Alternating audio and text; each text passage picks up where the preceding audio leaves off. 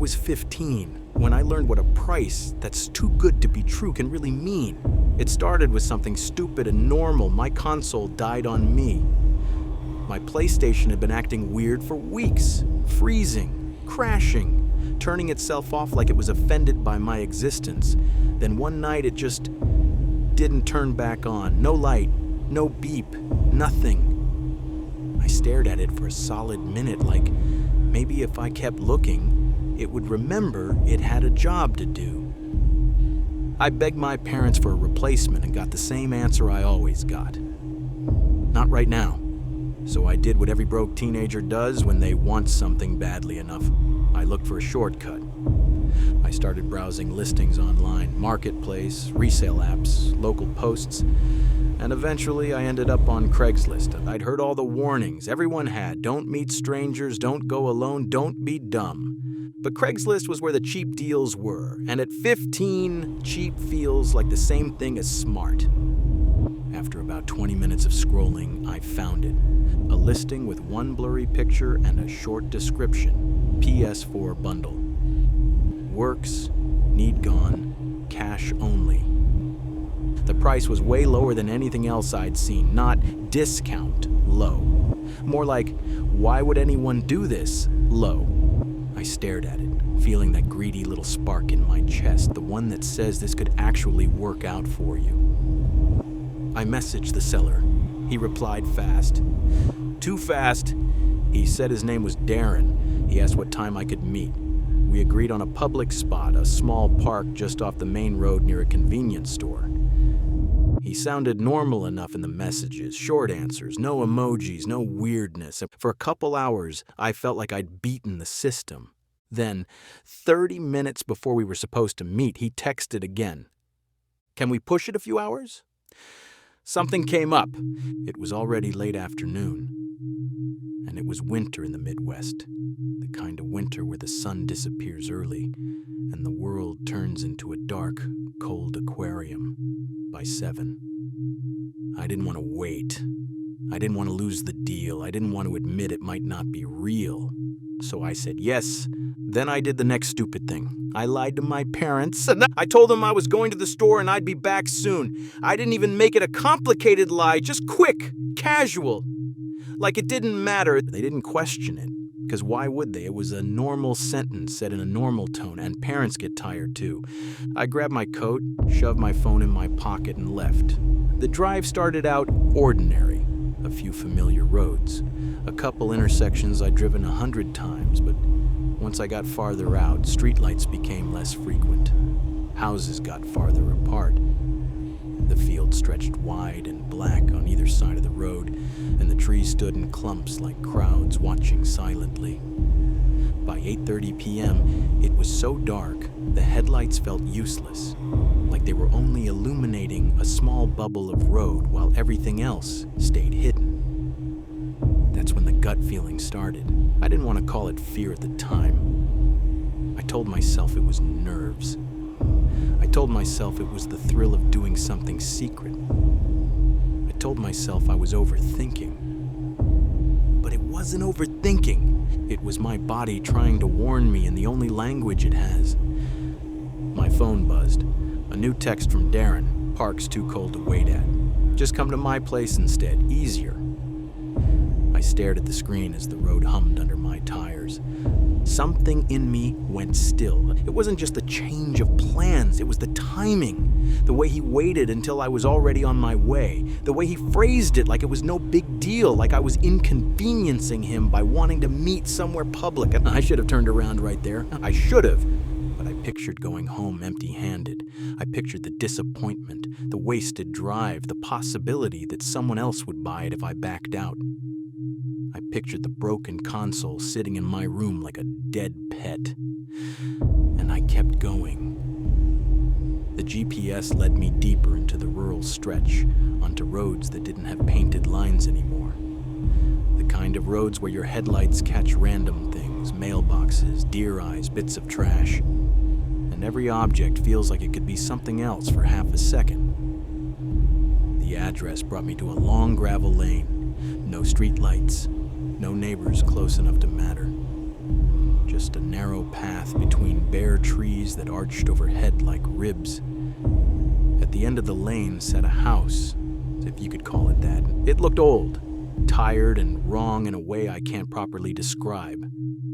Like it was holding its breath, like it didn't belong on the land, but the land didn't have the power to push it away.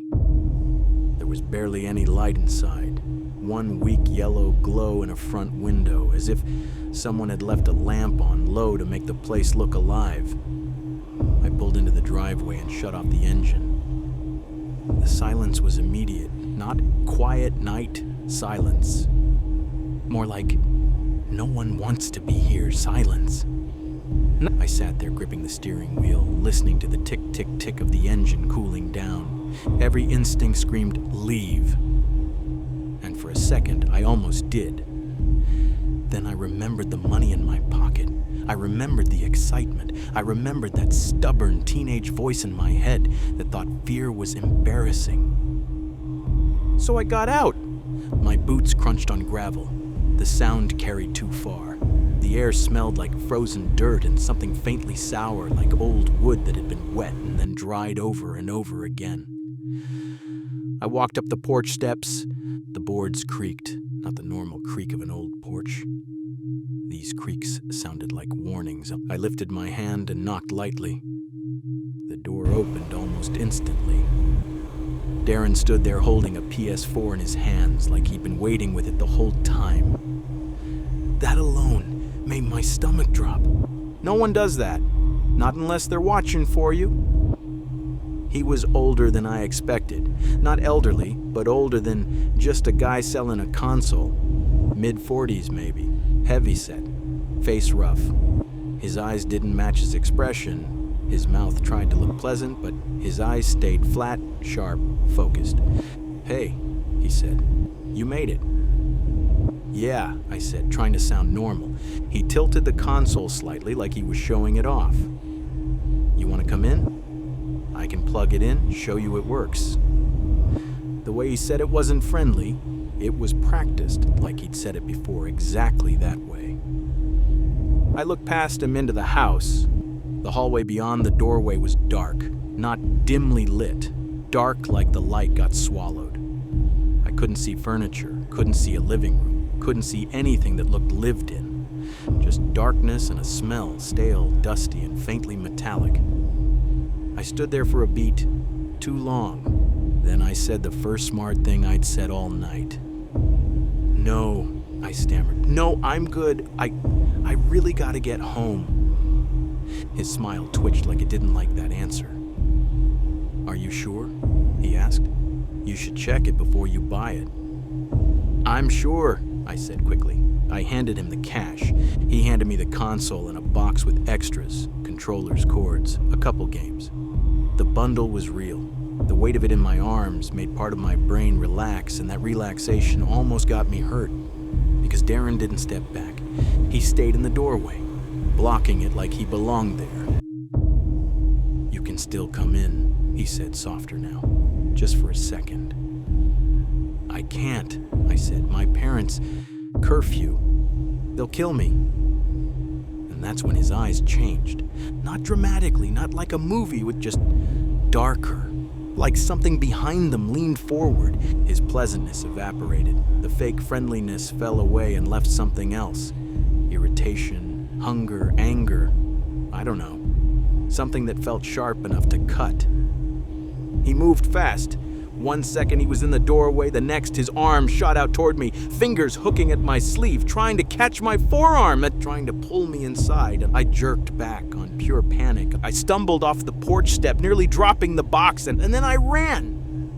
I ran like my body didn't belong to me anymore. The yard felt twice as long as it should have been. The gravel driveway felt like a mile. The dark made every step risky, and I kept expecting to trip and feel a hand clamp around my ankle. Behind me, Darren shouted.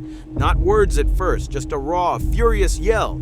Then actual words spilling out in a stream of hate that didn't even sound like a person anymore. I reached my car and yanked the door open so hard it bounced. I threw the box onto the passenger seat, slammed the door, and jammed the key into the ignition with shaking hands. The engine started, and as my headlights flared on, I saw Darren in the rearview mirror, still on the porch, not even chasing now, just standing there, watching, like he didn't need to run because he knew where I was. I peeled out of the driveway, tires spitting gravel, and I didn't look back again. The whole ride home, my heart didn't slow down. Every passing set of headlights felt like him. Every turn I took felt like the wrong one. I kept checking my mirrors like I expected that old house to detach itself from the land and follow me. When I finally made it back into town and saw streetlights again, I felt like I'd surfaced from underwater. At home, I walked in carrying the console like it was proof I hadn't imagined it. My parents didn't suspect anything. They barely looked up from the TV. I went to my room, locked my door, and sat on the edge of my bed with the PS4 in my lap. I didn't plug it in. I didn't even open the box. I just sat there listening to the quiet of my house, wondering how close I'd come to never hearing that quiet again. Sometimes I think about the way the door opened immediately, the way the console was already in his hands, the way the inside of the house looked empty and unlit, like it wasn't really a home at all. And sometimes, late at night, I remember something he shouted as I ran. Not the insults, not the rage. One sentence, clear and cold, as if he wasn't even talking to me anymore, and as if he was talking to the night itself. You don't get to run from me. I never told my parents that. I never told anyone. I sold that console a week later and told people I changed my mind. But the truth is, I didn't want it in my room, because every time I looked at it, I could smell that house again. And I could feel that hand reaching for my arm in the dark.